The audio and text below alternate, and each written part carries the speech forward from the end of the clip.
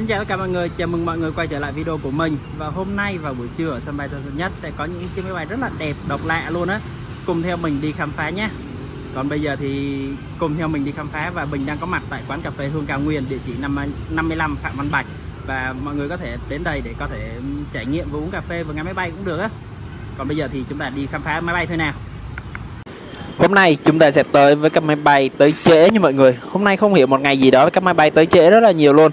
Chẳng hạn như chiếc Boeing 7879 Dreamliner của Qatar Airways, chiếc máy bay thực hiện chặng bay từ Doha, Qatar về đến sân bay Tân Sơn Nhất, và chiếc máy bay này đã phải bị trễ khoảng gần 5 tiếng đồng hồ.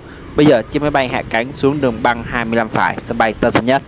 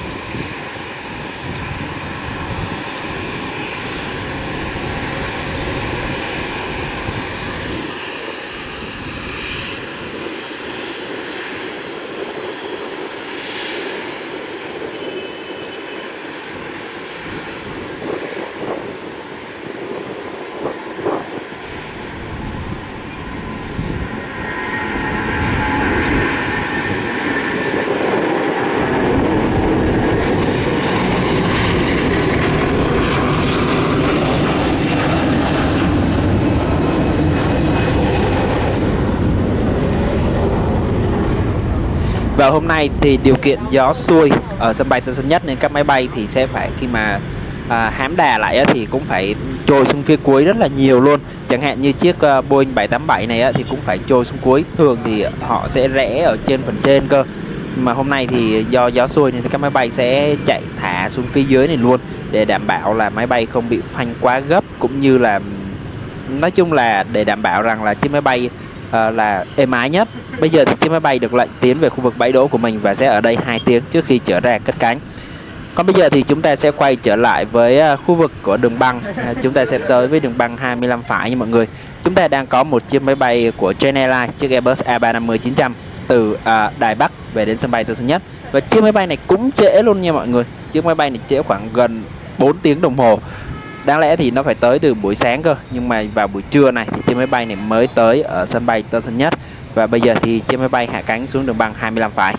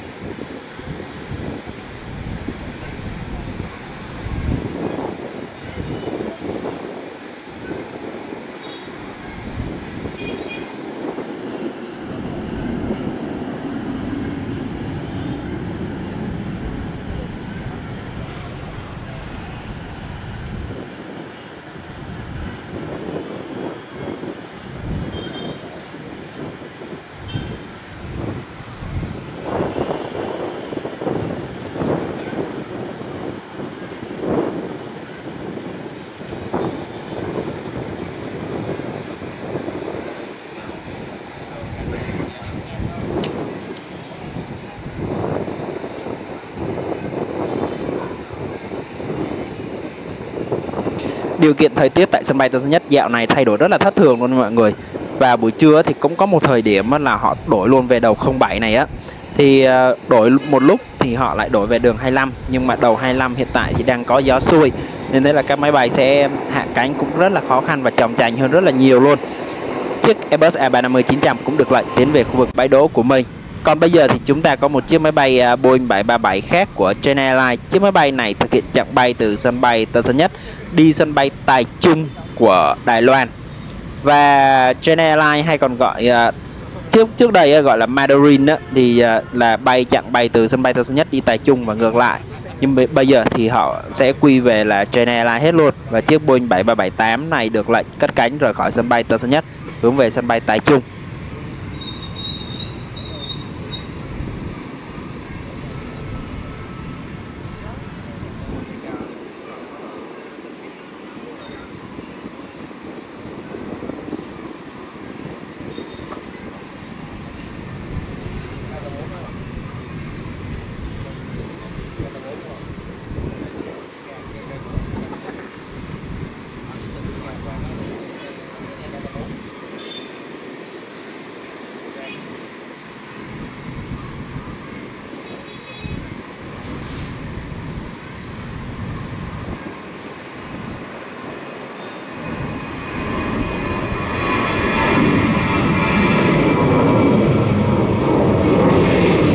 Ngay sau khi chiếc Boeing 737-800 của China Airlines cất cánh rời khỏi sân bay Tân Sơn Nhất thì chúng ta cùng hướng về đường băng 25 phải, nơi chúng ta có một chiếc Airbus A330 chở hàng của Turkish Airlines Cargo. Chiếc máy bay thực hiện một chặng bay có vẻ hình như là chặng bay charter tới sân bay Tân Sơn Nhất. Và bây giờ thì chiếc máy bay này sẽ hạ cánh xuống đường băng Tân Sơn Nhất và ở đây khoảng 3 tiếng đồng hồ trước khi trở ra cất cánh về khu vực của Thổ Nhĩ Kỳ. Và mời mọi người chiêm ngưỡng pha hạ cánh của chiếc máy bay Airbus A330-300 chở hàng này nha.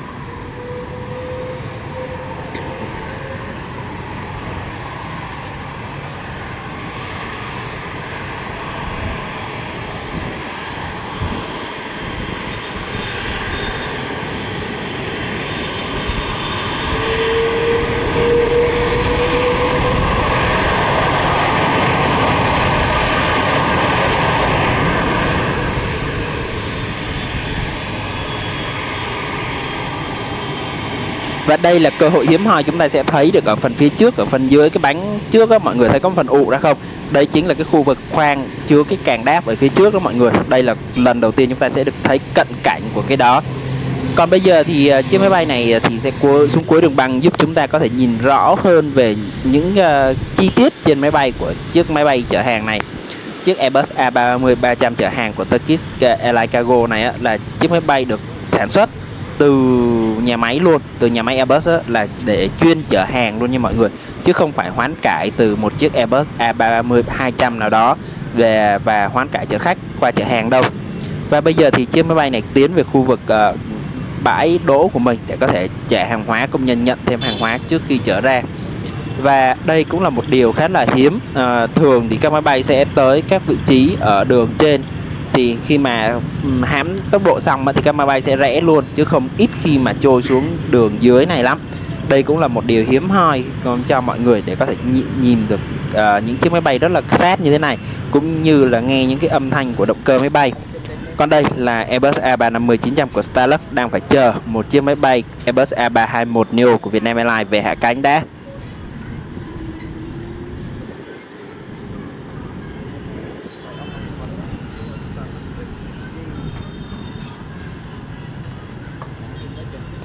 Ngay sau khi chiếc Airbus A321 của Vietnam Airlines hạ cánh xuống đường băng 25 phải, thì chiếc Airbus A350-900 của Starlux được lệnh cất cánh rời khỏi sân bay Tân Sơn Nhất hướng về sân bay Đào Viên, Đài Loan.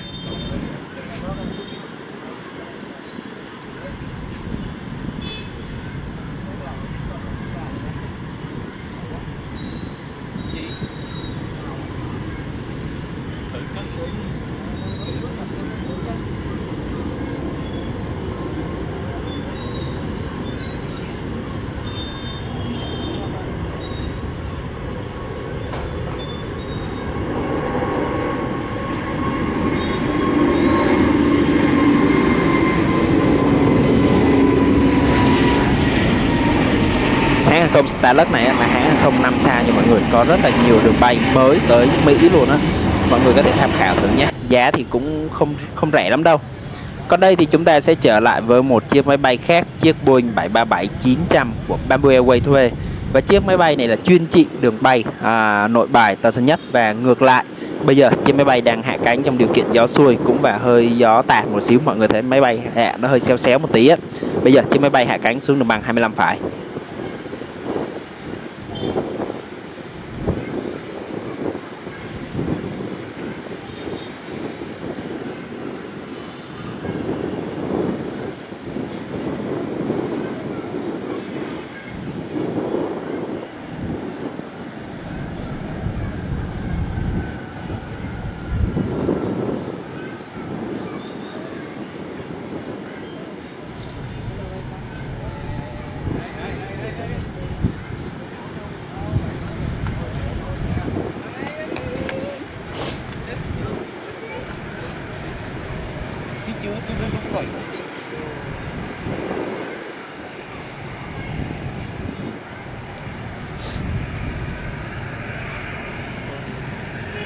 lấy lại No.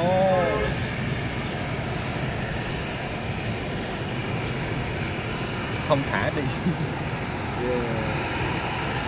sao đi nhanh đi Để ba bạn thả.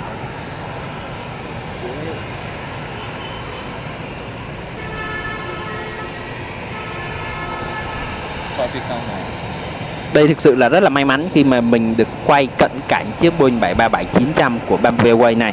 Đây mọi người thấy không, nhìn rất là gần đúng không? Họ vẫn có để cờ của Indonesia và các nhận diện thương hiệu của Bamboo Airways. Nhưng mà chiếc máy bay này thì chỉ chuyên trị là đi đường bay là từ sân bay Tân Sơn Nhất đi Nội Bài và ngược lại thôi. Nên thế các bạn đi cái chặng này thì nếu của Bamboo Airways á, thì chắc chắn kiểu gì cũng sẽ cái khả năng rất là cao chúng ta sẽ phải được đi chiếc Boeing 737-900 này á. Bây giờ thì chiếc máy bay tiến về khu vực bãi đỗ của mình ở nhà ga T3 và Bamboo Airways hiện tại đang làm thủ tục tại nhà ga T3 nha mọi người. Mọi người nhớ nha.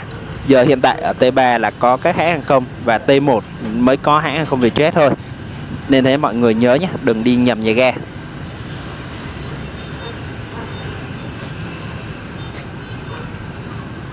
Còn bây giờ thì tạm chia tay chiếc Boeing 737-900 của Bamboo Airways đấy nhé. Chúng ta tới với đường băng 25 trái nơi chiếc Airbus A350-900 của Singapore Airlines. Chiếc máy bay được lệnh cất cánh rời khỏi sân bay Tân Sơn Nhất hướng về sân bay Changi, Singapore. Và hãng không Singapore là một trong hai hãng hàng không hàng đầu trên thế giới luôn. Và trên màn hình chúng ta đây chúng ta có một chiếc máy bay của AirAsia. Chiếc máy bay có màu sơn rất là nhìn nó ngộ nghĩnh đúng không mọi người? Bây giờ chiếc máy bay được lệnh cất cánh.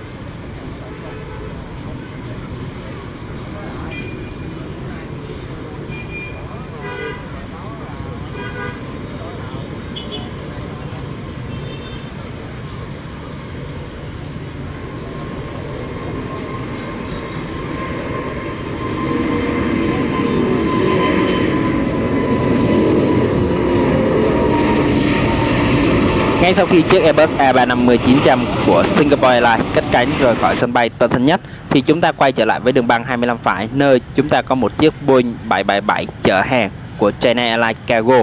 Chiếc máy bay thực hiện chặng bay từ Malaysia về đến sân bay Tân Sơn Nhất và hôm nay thì chuyến bay này lại trễ luôn nha mọi người.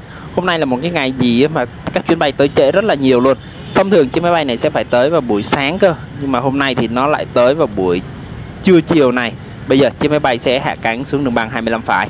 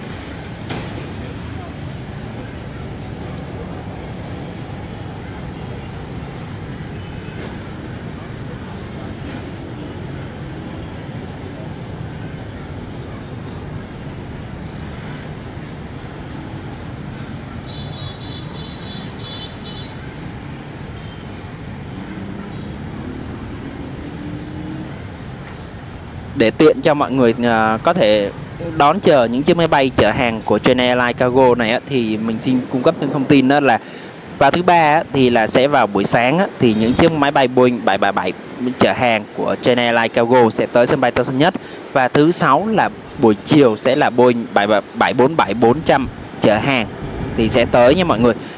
Mọi người nhớ nhé, Boeing 777 thì là sáng thứ ba, Boeing 747 là vào chiều thứ sáu. Mọi người cứ nhớ vậy á để có thể đón xem nhé.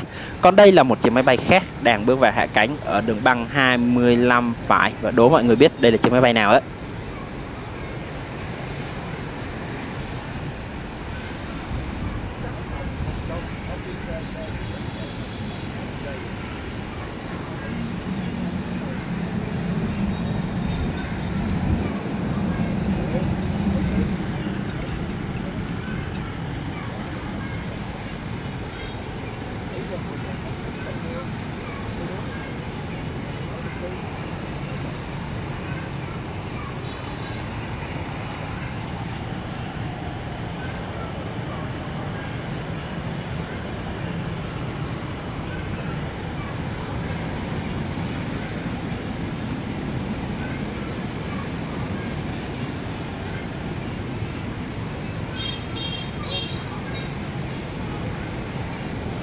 Và đây là một chiếc máy bay Airbus A320 của AirAsia, một hãng không đến từ Malaysia. Và đặc biệt hơn là họ có dán những hình quảng cáo du lịch cho Malaysia rất là đẹp, đúng không? Mọi người nhìn vào biết rằng đây là một vùng biển và có cá heo, có những hệ thống lặn rất là đẹp luôn, và quang cảnh thiên nhiên dưới đáy biển thì cũng đẹp, thu hút những người đam mê lặn tới đây luôn á.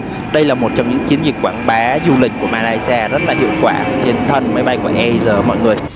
Còn quay trở lại với đường băng 25 trái thì chúng ta có chiếc Airbus A350-900 của China Airlines. Chiếc máy bay sau một thời gian dừng ở sân bay Tân Sơn Nhất đón trả khách thì bây giờ chiếc máy bay được lệnh cất cánh rời khỏi sân bay Tân Sơn Nhất hướng về sân bay Đào Viên, Đài Loan.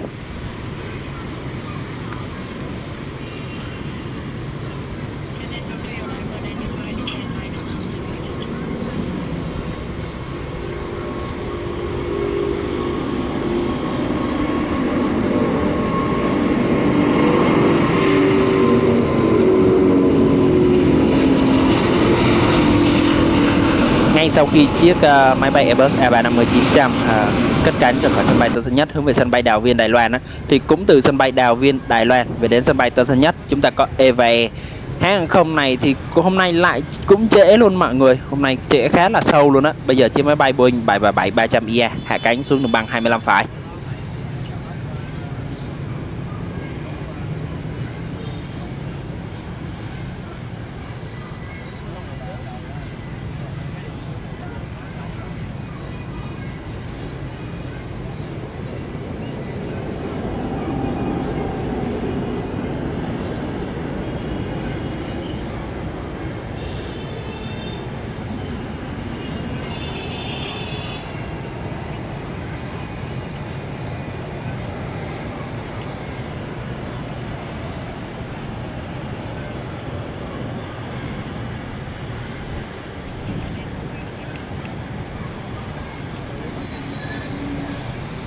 Và EVA thì nổi tiếng với các chặng bay kết nối giữa Việt Nam đi Đài Loan và từ Đài Loan đi Canada hoặc là Mỹ cũng được. Cũng có rất là nhiều chặng bay khá là đặc biệt của EVA á, và mọi người có thể tham khảo nhé. Mọi người nghe nói là EVA giá cũng khá là hợp lý á.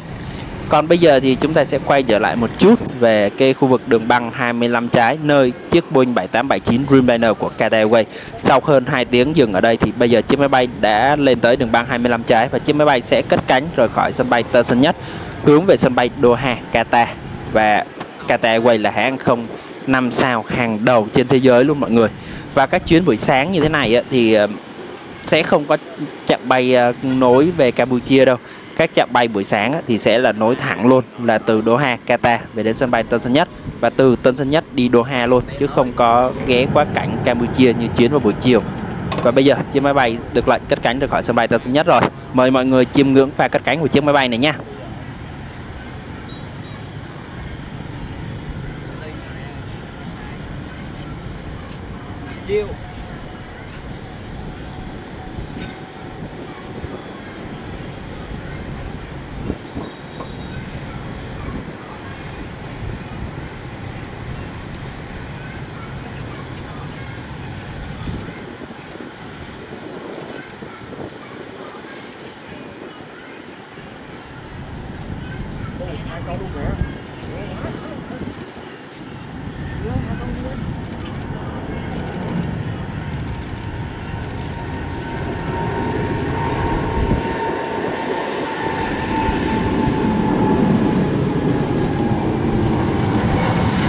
Ngay sau khi chiếc Boeing 7879 Dreamliner của Qatar Airways cất cánh ấy, thì ngay đường băng 25 phải chúng ta có chiếc Boeing 737-300ER của Qatar Airways. Chiếc máy bay từ Doha, Qatar về đến sân bay Tân Sơn Nhất rồi.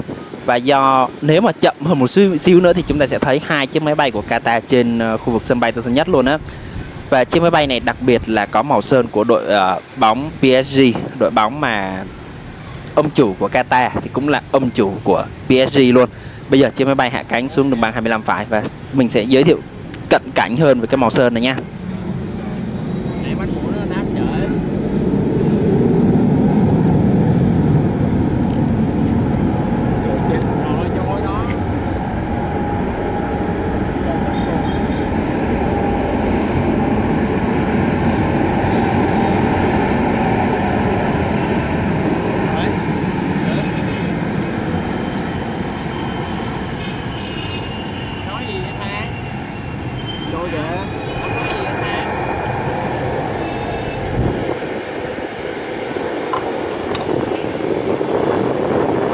Và cũng rất là may mắn chiếc máy bay này tự dưng trôi xuống phía cuối, giúp chúng ta có thể nhìn cận cảnh hơn cái hình dáng trên thân máy bay Boeing 737-300ER của Qatar Airways này nhé, với màu sơn của đội bóng PSG, nơi có một hình là một cầu thủ đang sút một quả bóng vào lưới.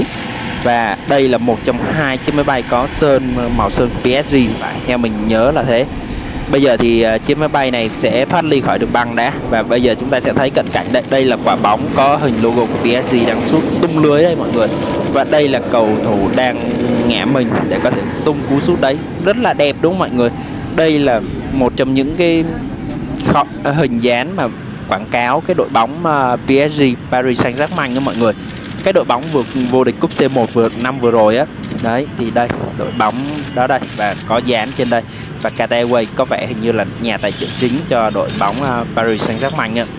Và bây giờ thì chiếc máy bay sẽ được lệnh nhanh chóng di chuyển về khu vực nhà ga T2 để có thể đón trả khách. Sau đó thì chiếc máy bay này sẽ thực hiện một chặng bay khá là độc đáo của mình từ sân bay Tân Sơn Nhất đi Campuchia và ngược lại. Và chuyến bay ngược lại thì khoảng 6 giờ tối thì sẽ về đến sân bay Tân Sơn Nhất nha mọi người. Và đến khoảng 10 giờ tối thì chuyến bay này sẽ thực hiện lại chặng bay từ sân bay Tân Sơn Nhất đi Doha, Qatar. Và bây giờ mọi người được chiêm ngưỡng cái hình của đội bóng Paris Saint-Germain trên thân của máy bay Qatar Airways đó mọi người.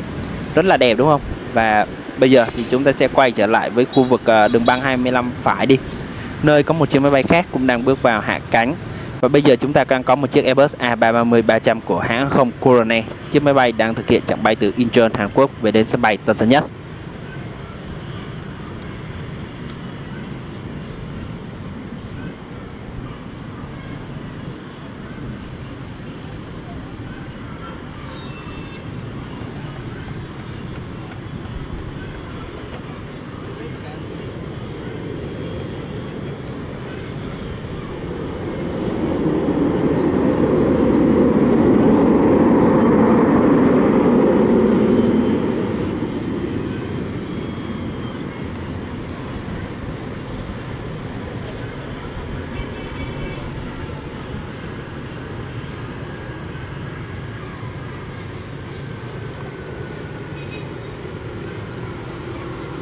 Hiện tại thì Hàn Quốc bắt đầu bước vào mùa du lịch rất là đẹp rồi mọi người. Mùa lá vàng, lá đỏ bắt đầu có rồi đó. Nên thế các hãng hàng không đang rất là tăng cường các chuyến bay tới và đi ở Việt Nam mình. Tại vì thực ra mọi người biết không, Việt Nam mình là một trong những cái lượng khách du lịch khá là đông đi Hàn Quốc luôn mọi người. Nên thế các hãng hàng không như Corona cũng đang bắt đầu đẩy mạnh các tàu bay thân rộng tới sân bay Tân Sơn Nhất. Còn đây là chiếc Airbus A350-900 của hãng hàng không Emirates. Chiếc máy bay thực hiện chặng bay từ Tiểu Vương quốc Ả Rập Thống Nhất về đến sân bay Tân Sơn Nhất.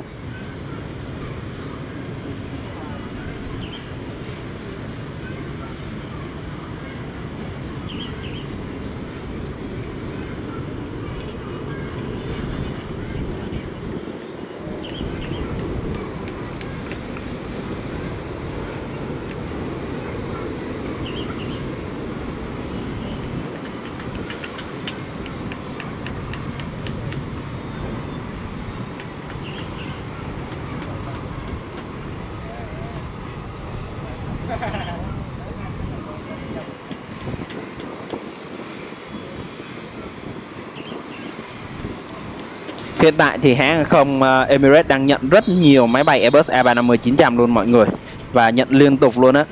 Còn video hôm nay đến đây là kết thúc rồi. Cũng cảm ơn mọi người đã quan tâm theo dõi, động viên. Mọi góp ý mọi người nhớ để lại dưới phần bình luận cho mình biết với nha. Cũng rất là chân thành gọi góp ý của mọi người, và mình sẽ cố gắng sửa đổi để phù hợp với mọi người hơn. Còn bây giờ thì xin chào và hẹn gặp lại.